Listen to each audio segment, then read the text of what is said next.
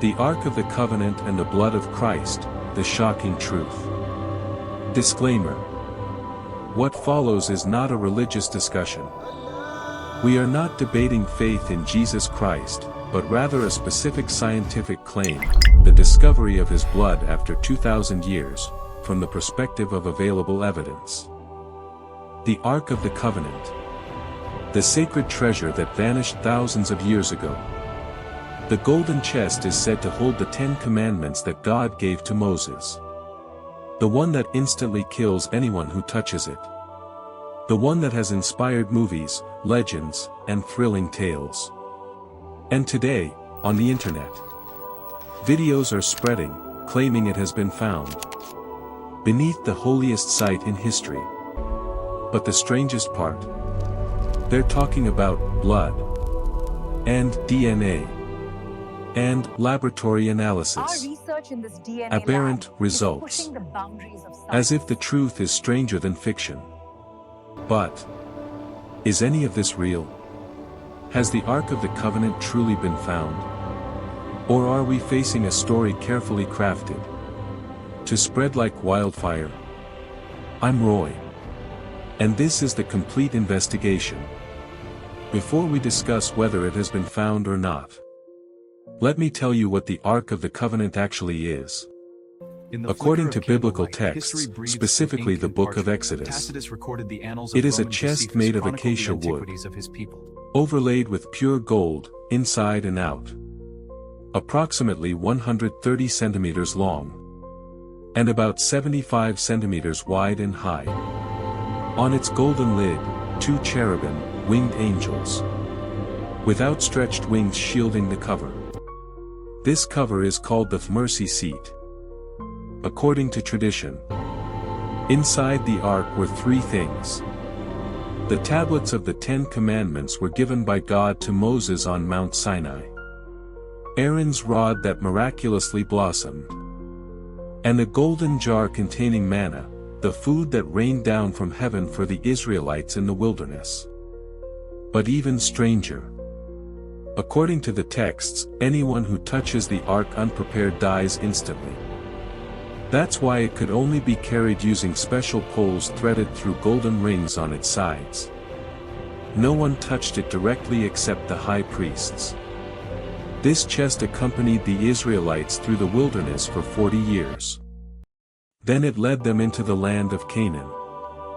Finally, it was placed in Solomon's temple in Jerusalem. In the Holy of Holies, the most sacred place in Judaism. There it remained for centuries. Then, its trail went cold.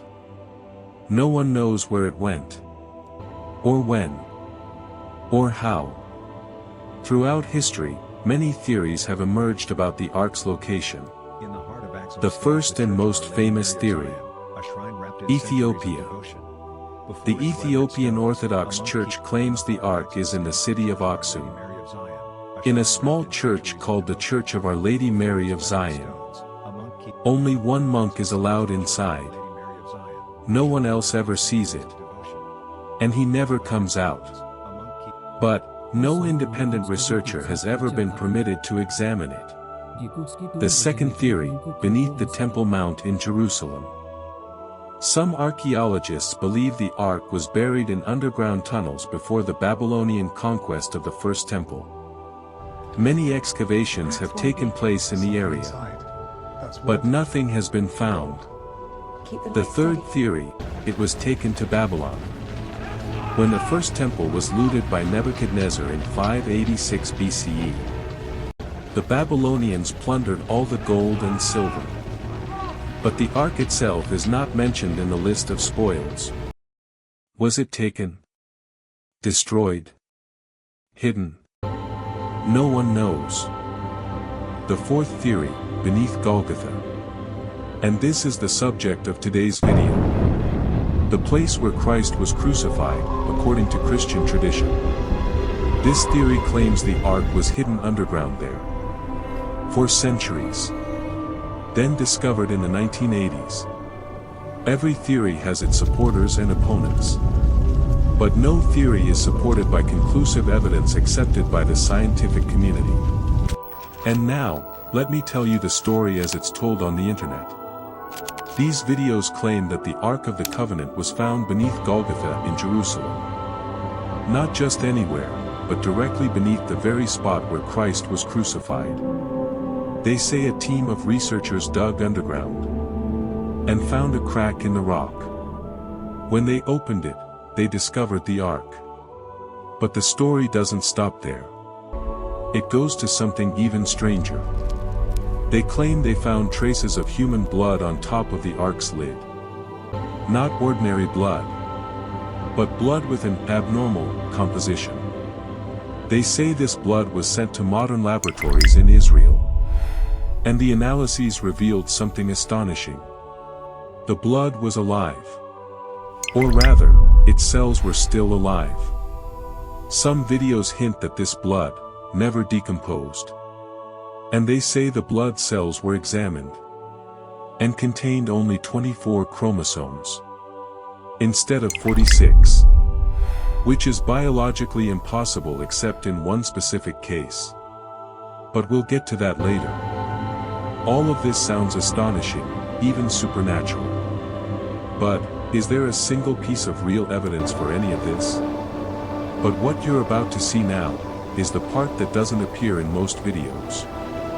This is where the real investigation begins. Let's search together.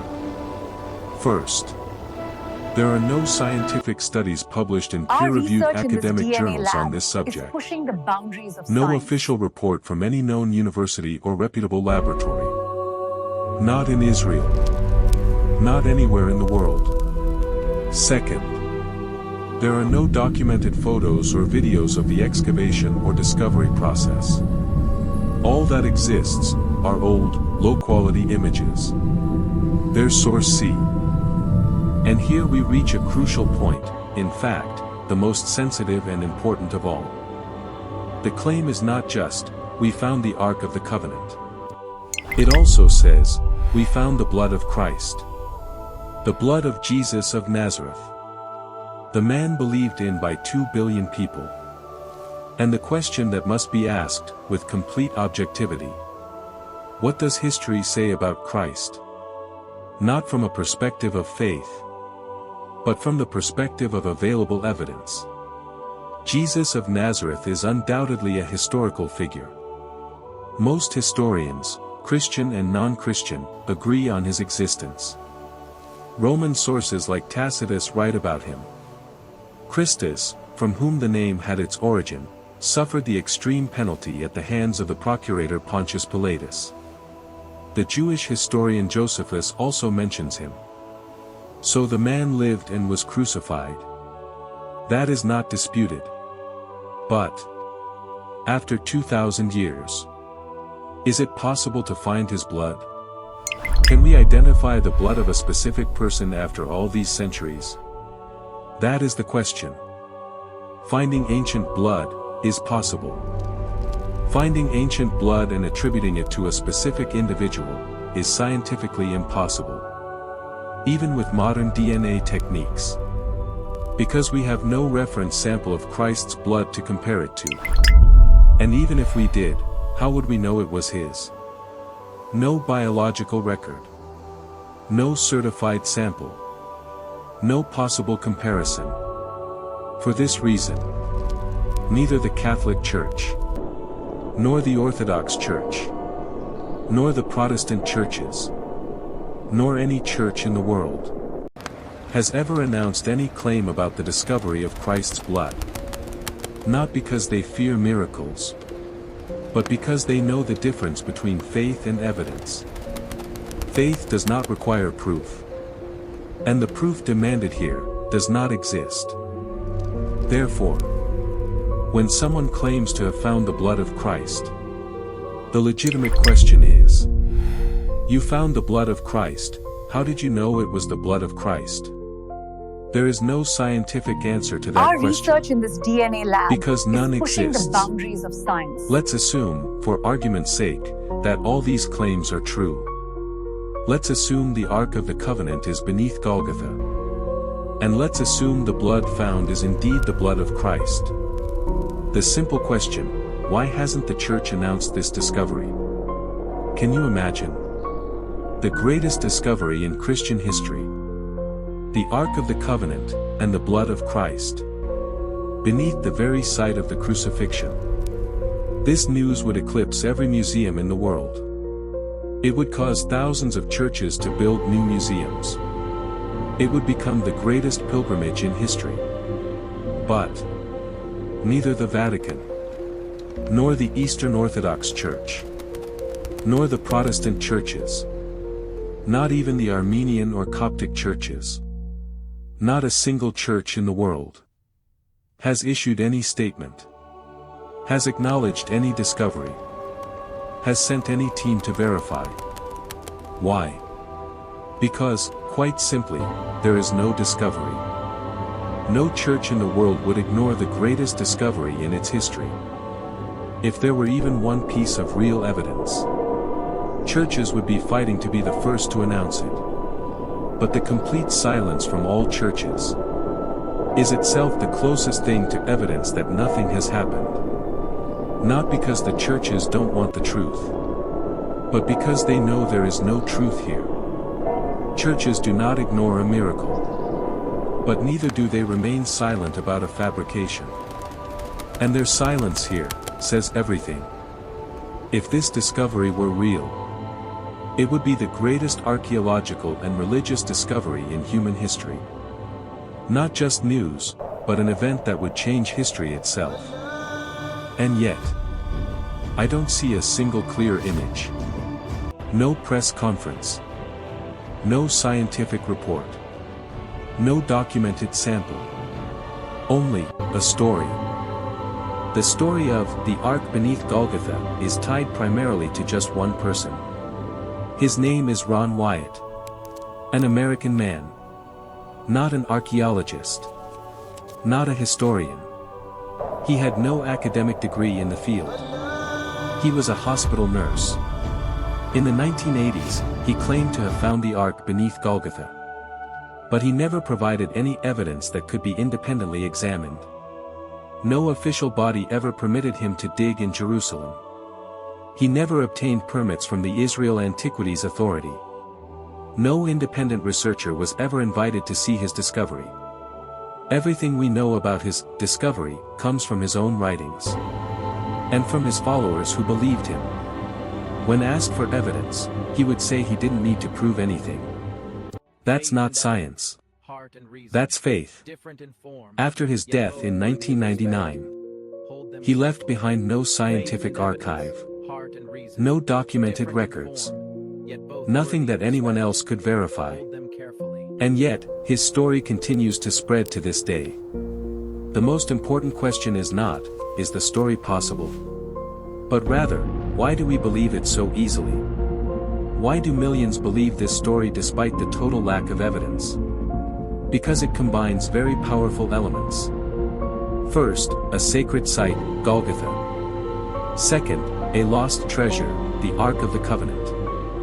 Third, scientific-sounding terms, DNA, laboratory, analysis. Fourth, supernatural results, living blood, missing chromosomes.